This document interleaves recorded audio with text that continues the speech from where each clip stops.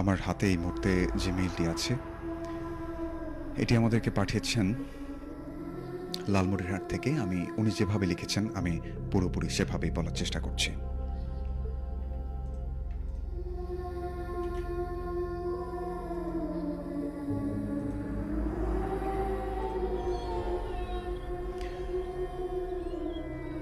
আসসালামু আলাইকুম রাতুল ভাইয়া, আমি খন্দকার মেহেদী হাসান মানু। আমার বাসা গাইবান্ধা সদর। চাকরি সূত্রে আমি লালমনিরহাটের হাতীবান্ধা উপজেলায় বসবাস করছি। আমার ছুটি না থাকায় আমার পক্ষে এই সময় রাতে স্টুডিওতে গিয়ে ঘটনা বলা সম্ভব না, তাই আমার সংগ্রহের ঘটনাটি লিখে পাঠিয়ে দিলাম। ঘটনাটা সিলেক্ট হলে অবশ্যই পড়ে শোনাবেন। আমি ভূতবেলার একজন নিয়মিত শ্রোতা।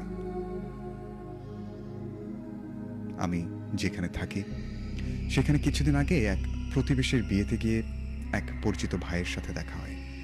যথারীতি ছোটবেলার কথাবার্তা দিয়ে কথোপকথন শুরু করি। এর এক পর্যায়ে জিন ভূতের কথায় আসতে ওনাকে জিজ্ঞাসা করি কোনো ঘটনা জানেন কিনা। তখন তিনি আমার সাথে একটা ঘটনা শেয়ার করেন। উনি আমাকে যেভাবে বলেছেন ঘটনাটা আমি আমার নিজের ভাষায় লিখছি। আজ থেকে প্রায় ৩০ বছর হবে। মামা তখন মাদ্রাসায় পড়তেন। ১২ বছর বয়সে মামাকে নানা অনেকটা জোর করেই ভর্তি করেন মাদ্রাসায়। তিনি কখনোই মাদ্রাসায় যেতে চাননি। একটা জোর জবরদস্তি করেই তাকে পাঠানো হয়। একদিন মামা মাগরিবের নামাজ পড়ে একা একটু বাইরে বের হন। মসজিদ থেকে মিনিট ১০ দূরত্বে একটা শ্মশান ঘাট রয়েছে। শ্মশানের পাশ দিয়ে একটা রাস্তা বয়ে গেছে। তো একা একা হাঁটছেন। এরই এক পর্যায়ে সেই শ্মশান ঘাট ক্রস করার সময় মামা খেয়াল করেন ওনার পেছনে মনে হচ্ছে কেউ একজন আসছে। ব্যাপারটা আজ করতে পেরে শুরুতে ভাবলেন কোনো মানুষ হবে, তাই তেমন একটা গায়ে লাগালেন না। এর কিছুক্ষণ পর উনি হাঁটছেন আবারও হাঁটছেন। তো মনে হচ্ছে যে শব্দটা একদম ওনার ঠিক পেছনে। মনে হচ্ছে উনি যদি দাঁড়িয়ে যান সঙ্গে সঙ্গে ওনার সঙ্গে ধাক্কা লাগবে। তো এমন এক পরিস্থিতিতে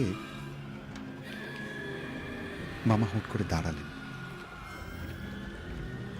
সঙ্গে সঙ্গে পেছনের শব্দটাও থেমে গেল।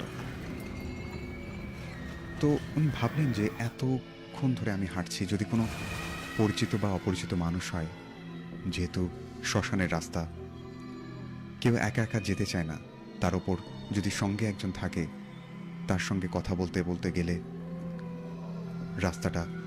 রাস্তার দূরত্বটা কম মনে হবে। তো মানুষ হলে তো আমার সঙ্গে কথা বলতো, কিন্তু এতক্ষণ ধরে হাঁটছি, কেউ কথা বলছে না, ডাক দিচ্ছে না। তো এমন কিছু ভাবতে ভাবতে উনি আবারও হাঁটা শুরু করলেন। উনি যখনই হাঁটা শুরু করলেন ঠিক তখনই ওনার পেছনের যে খসখস একটা শব্দ ছিল আবারও সেটি চলতে থাকলো। তো একটা সময় মামা কিছুটা ক্ষোভের মাথায় উনি পেছনে তাকালেন। তিনি পেছনে তাকিয়ে দেখলেন ওনার পেছনে একটা কুকুর আসছে। তো যখনই উনি দেখলেন একটা কুকুর, কোন এক কারণে মামার রাগ ধরে যায়। তাই ৭-৫ না ভেবে গাছের একটা ডাল পড়েছিল রাস্তায়, সেটি দিয়ে ঢিল ছুঁড়ে মারে কুকুরের দিকে। ঠিক কুকুরটার পায়ে গিয়ে লাগে। এরপর কুকুরটা অনেকটা কান্নার সুরে গোঙাতে গোঙাতে পাশ দিয়ে চলে গেল পাশের কোনো এক জমিতে। তারপর মামা সেদিনের মতো মাদ্রাসায় ফিরে যান। পুরো রাস্তায় মামার সঙ্গে কিছুই হয়নি। তো সে রাতে আনুমানিক ২টা বাজে। প্রকৃতির ডাক সারার জন্য তিনি টয়লেটে যান। কিছুক্ষণ পর তিনি খেয়াল করেন উনি ছাড়াও টয়লেটের পাশে কেউ একজন আছেন। কেমন যেন একটা অদ্ভুত অনুভূতি হচ্ছে তার। তাই প্রথমে টয়লেটের চারপাশ তাকালেন, দেখলেন টয়লেটের মাঝে কেউ নেই। অবশেষে উনি টয়লেটের যে ভেন্টিলেটর আছে সেটির দিকে নজর যায় তার। উনি যা দেখেন তা দেখার জন্য উনি মোটেও প্রস্তুত ছিলেন না। উনি খেয়াল করেন ভেন্টিলেটরের মধ্যে দিয়ে একটি বীভৎস চেহারার কাটা মাথা, যার চুলগুলো টয়লেটের ফ্লোর পর্যন্ত ঠেকে এসেছে। চোখগুলো দেখে মনে হচ্ছে টকটকে লাল, এক্ষুনি রক্ত বের হবে। ওনার মাথাটা ওনার দিকে তাকিয়ে বলছে, তুই কাজটা ভালো করিসনি, এর জন্য তোকে ভুগতে হবে। একে একটা গলাকাটা মাথা, যার কোনো শরীর ছিল না, তার উপরে সেই মাথাটা কথাও বলছে। মামা এটা দেখে সহ্য করতে না পেরে চিৎকার শুরু করে দেয়। চিৎকার শুনে মাদ্রাসার অন্যান্য ছাত্র এবং হুজুররা দ্রুত ছুটে আসে। মামা এতটাই ভয় পান যে ওনারা যখন এসে জিজ্ঞাসা করছেন কি হয়েছে, মামা কিচ্ছু বলতে পারছেন না। এক কথায় উনি কোনো কথাই বলতে পারছিলেন না। অনেকক্ষণ পর মামা স্বাভাবিক হলে হুজুররা জিজ্ঞাসা করেন কি হয়েছিল। মামা তাদের সব কিছু খুলে বলেন তার সঙ্গে কি হয়েছিল। মামা আসলে বুঝতেই পারেননি যে সামান্য একটা কুকুরকে ঢিল দেওয়ার কারণে এমন কিছু হবে। তারপর উনি বলেন হুজুরদেরকে যে আমি সন্ধ্যায় বেরিয়েছিলাম, তারপর একটা কুকুরকে ঢিল মেরেছি আমি। তো এইসব কিছু হুজুর শোনার পর বলে যে একা একা তুমি, এক কথায় ওনাকে বকা দেন যে সেই শ্মশানের জায়গাটা খারাপ, তুমি একা একা কেন গিয়েছো মাগরিবের পর। তো অনেক প্রশ্নের উত্তরে মামা কিছু বলেন না। এরপর হুজুররা সব কিছু শোনার পর মামার শরীরটা বেঁধে দিলেন। তারপর মামা মাদ্রাসাতে পড়া আধা রেখেই চলে আসেন বাড়িতে। এই ঘটনায় উনি অনেক ভয় পেয়ে গিয়েছিলেন। এরপর অনেক দিন কেটে যায়, মামার সঙ্গে আর কিছুই ঘটেনি। তবে আসল ঘটনা মামার সঙ্গে ঘটে মামার ঠিক বিয়ের আগে। বিয়ের জন্য মেয়ে দেখা হয়ে গেছে আমার নানা বিশেষ এক কাজে বাসার বাইরে। সেখান থেকে ফিরতে তার 15 দিন লাগবে, তাই মামার বিয়ের তারিখ 15 দিন পর ঠিক করা হয়েছে। বাড়িতে সবার মাঝে আনন্দ বিরাজ করছে, আনন্দমুখর পরিবেশ। মামা ঢাকা থেকে আসছিলেন বিয়ের বাজার সদাই করে। আসতে আসতে অনেক রাত হয়ে যায়। বলে রাখা ভালো, সেদিন রাতে মামা একাই আসছিলেন। রাস্তা দিয়ে আসার সময় উনি দেখতে পান সাদা কাপড় পরিহিত একজন মহিলা অবয়ব ওনার দিকে এগিয়ে আসছে।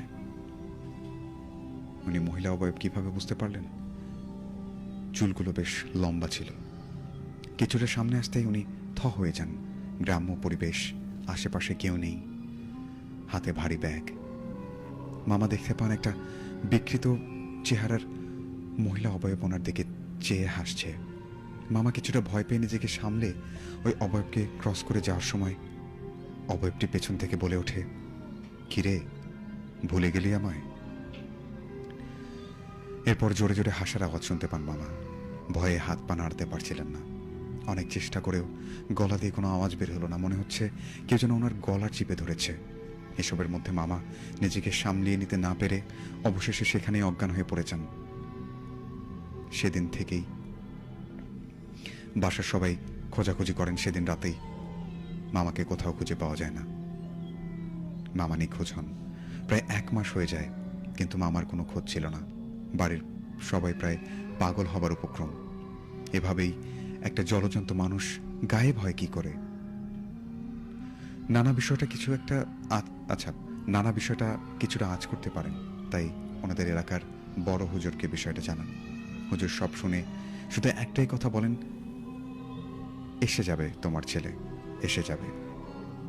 3 দিন পর রাতে ঘরের দরজায় অনেক রাতে জোরে জোরে নক করার শব্দ শুনে সবাই ঘুম থেকে উঠে দরজা খুলে দেখেন বাইরে মামা দাঁড়িয়ে আছেন। মামা কাঁদতে কাঁদতে দরজার সামনেই অজ্ঞান হয়ে পড়ে যান। অনেকক্ষণ পর মামার জ্ঞান ফেরে।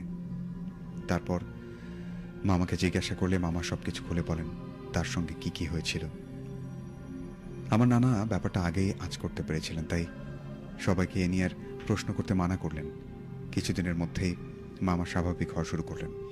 মামার বিয়ের জন্য সবাই মেয়ে দেখতে শুরু করেন, আবার কিছুদিনের মধ্যে মেয়েও পছন্দ হয়ে যায়। কিন্তু ভাগ্যের এমন লেখা থাকবে তা কেউ স্বপ্নেও ভাবতে পারেননি।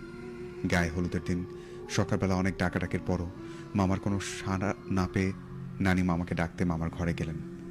ঘরের দরজা ভেতর দিক থেকে বন্ধ ছিল। নানা সহ বাড়ির সবাই দরজা ভেঙে ঘরে ঢোকেন।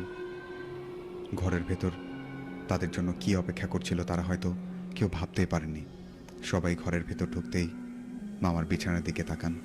সবাই দেখতে পান মামার মৃত শরীর, জিহ্বা মুখ থেকে বেরিয়ে আছে, চোখগুলো প্রাণ, পেটের মধ্যে ছোট্ট একটা গর্ত। এমন বীভৎস দৃশ্য দেখে সবাই ভয়ে আতঙ্কিত হয়ে পড়ে। পুরো বাড়িতে কান্নার রোল পড়ে যায়।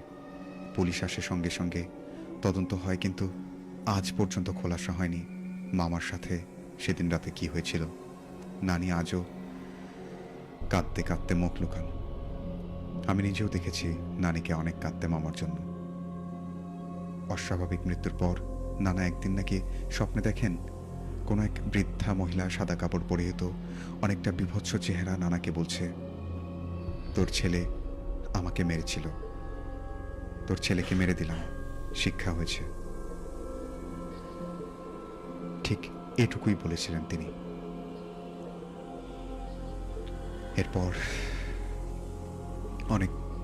একজন বড় আলেমকে বলা হয় ঘটনাটি। তারপর উনিও মামার সঙ্গে কি কি হয়েছিল সবকিছু উনি বলেন, এবং যা হবার তা হয়েই গেছে। এরপরে মামার পরিবারের সঙ্গে আর কিছু ঘটেনি। রাতুল ভাই, ঘটনাটি ভালো লাগলে শেয়ার করবেন। আমার কাছে আরও ঘটনা আছে, আমি পরবর্তী কোনো এপিসোডে পাঠিয়ে দেব। খন্দকার মেহেদী হাসান, লালমনিরহাট, হাতীপান্থা।